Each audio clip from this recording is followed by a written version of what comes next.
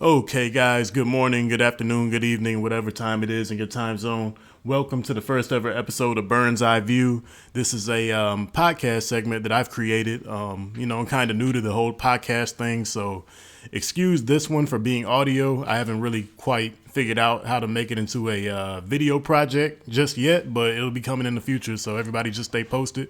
But what BurnsEyeView is going to be a collective of different topics of discussion, whether it be politics. Well, I don't really like to get too political because that's boring to me personally, but it can range from anything to personal issues to idealistic to anything that someone might be going through personally. That includes myself, people around me, or, whoever. But what I'm going to try to do every episode is shout out an up and coming business. And since this is my first episode, I'm going to shout out two businesses in particular. And these are both friends of mine. One is CakesByAzalea by Azalea Floyd. So if you guys are in the San Diego area, you need a cake catered to you for any special occasion, like a wedding, birthday, a funeral or something. I don't know if they serve cakes at funerals. I haven't been to one in a while, but just holler at her, hit her up on Facebook, Azalea Tillman Floyd. And also, the second business I want to shout out is the Blackhouse Label by Ronnesha Black. It's a pretty much like a clothing line for all your lingerie needs. Well, it's more. She offers way more than lingerie. She has a lot of gear for the ladies. So, ladies, you need to check her out on Facebook also. And so I've been doing a lot of digging, trying to decide, because I had this podcast idea in my head for a few months now, but I never really, got myself, because I have ADHD, which I just recently discovered. But that's neither here nor there. It's going to be a different topic for a different episode. But what I came to the conclusion of what I wanted to discuss, I want to talk about self-care, because that seems to be a really big issue right now, not just within myself, but with a lot of people around me, family, friends, and a lot of people I haven't even met yet. But first and foremost, I want to say after God, I don't know what your personal beliefs are, but with me, after God, put yourself first. Always put yourself first, because nobody's going to look out for you like you will. I don't care who it is. Nobody is going to look out for you like you will.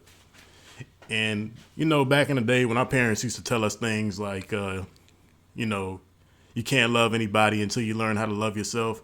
Like a lot of things that parents say when we're coming up, it sounds corny and like generic. But once you get a little bit older and you get like more of an organic feel of life, you can tell that they really have sincerity behind what they say, because a lot of things that my mom and my dad, my stepmom, my stepdad told me coming up, a lot of those things are actually coming into play as I get further into adulthood, because I'm past the age where I'm willing to admit that I still get insecure sometimes. I still have certain insecurities. I still feel like, sometimes I might not be enough. I still have those thoughts in the back of my mind, but in my heart, I've already learned to accept myself for who I am. I learned to love myself despite my shortcomings, despite flaws that I feel like I have that other people don't have. You can't really base yourself off of somebody else, because nobody's the same. If everybody was the same, everybody would have all the answers, everybody would be rich, etc., etc. But the first thing that comes to mind when I think of self-care is toxic relationships. That's one of the biggest barriers to keep you from caring about yourself, giving yourself self-love, because you may be in a toxic relationship and you don't even know it, because at first there aren't any type of red flags. Sometimes you may be the cause of it. Sometimes unintentionally, due to past relationships or due to past situations or just traits that you carried along all your life, you could be the toxic one without even knowing it. But please don't get that confused with the person flipping it on you when they're the one showing the toxic characteristics. They'll try to do everything in their power to make you believe that you're the toxic one. And I know the word toxic has been thrown around crazily on social media like a frisbee has just been tossed around. This is toxic. This sign is toxic. That person's toxic. This person's toxic. But there's reasoning behind that, because in this generation, every generation grows a little bit, and not just with technology or technological advances. Also, our minds advance. Like, personally, I'm not a believer of the whole zodiac, sun, moon, rising thing, but this is the generation where it's time for people to be believers, because you got to get it where the getting's good. So if You want to follow astrology? I guess there's no better time to follow it than right now. You want to watch anime or do whatever because everybody's hopping on the anime bandwagon all of a sudden? There's no better time to watch anime than now. You can clearly be yourself. You can believe what you want to believe. But at the end of the day, as long as you have that confidence behind you, that's what truly matters. You have to have confidence in everything you do. Otherwise, there's no point of even putting up effort to do it. And I'm gonna refrain from using language because I don't know who my listeners are, but there may be this is like 100% real. This is just gonna be me authentically. So if there come times where I do cuss, excuse my language. But with this topic, some cussing might have to be done because a lot of y'all, I don't know what, and I'm speaking right now, I'm speaking directly to the toxic people out there that are aware that you're toxic, but you want to flip it on somebody else to make it seem like they are. You need to get help. You need to dig deep inside your mind and figure out what's making you so goddamn crazy. Because first off, you know how that can mess with somebody when you manipulate them mentally, emotionally. It doesn't even have to be physical abuse. It can be mental, it can be emotional.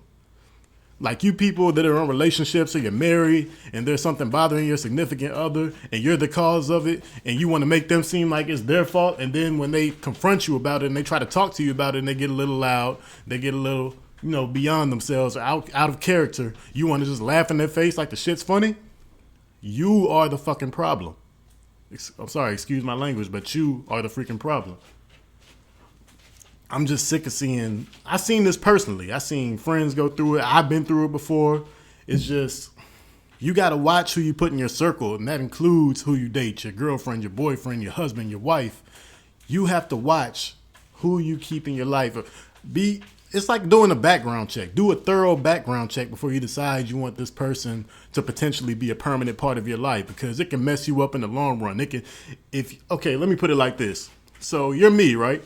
So if you get with the girl, everything's popping off, everything's smooth, she's scratching your back, you sucking her toes or whatever you do, y'all going to the movies, going on these little romantic dates and get-togethers and whatnot, everything's all good at first.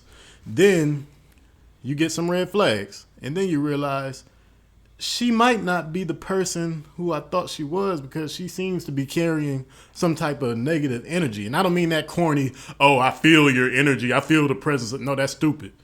When I say negative energy, I mean you're actually displaying, like verbally, or just your actions in general, that you're just negative. So if you stick with that person too long because it's already been like a year, 2 years, and you feel like you're already too invested into them to leave and you don't want to start over, because I know that feeling. You have to think. You need to cut ties before it's too late, because the longer you wait, the harder it is going to be to let them go, because the next person that comes along in your life that might be right for you, you're not going to be able to love them the right way because you're still carrying hurt and baggage from your last relationship. And this includes friendships too. Don't keep around any toxic friends. Friends will stab you in the back. Not all. Don't get me wrong, not all. Some friends are really there for you. I can vouch for that. I have some friends who have been down for me, and I can count so many times that they've been there for me and vice versa. I've been there for them. I would give my friends a shirt off my back, and I mean my true friends, and I don't even have to speak their names. They already know who they are. But all this like negative, toxic, give me a minute to gather my thoughts, because this is like a topic I've been wanting to touch on for a while. I'm not going to stop. I'm not going to rewind and retake this, even if I stutter and stammer over my words, because I'm passionate about this topic right here. Because you can literally hurt yourself, not only mentally and emotionally, you can hurt yourself physically. And I don't mean that suicide nonsense. I'm talking about, well, basically it is killing yourself, because you'll smoke yourself into like this euphoria of where everything's okay temporarily. You'll drink yourself into this euphoria where everything's all right for just a moment. But right after you snap out of that buzz and you're not drunk anymore, you're not high anymore, you don't have that nicotine buzz anymore, what do you got? The same old problems that you began with initially. So there needs to be a different type of outlet. For me, I'm not going to lie. I have smoked and I have drank when I was going through these quote unquote toxic situations, because I felt like it was an easy escape. But music is my true outlet. But the thing about music, though, I make music under the name Ricky Run It, as a lot of you know. But the thing about music is, it sounds crazy, but I write about life experiences, but I can't write about a negative experience until that experience is actually past. So if that experience is past tense, like it happened months ago, it happened years ago, I finally have clarity and I can write about it and still put that same emotion as if it were going on currently. But if I'm in a bad, toxic situation right now, I will not be able to pick up a pen. I will not be able to pick up my phone and write lyrics. My mind will be too clouded for my lyrics to even be good. My music would be trash if I wrote off emotion right at that moment. And that's just the truth.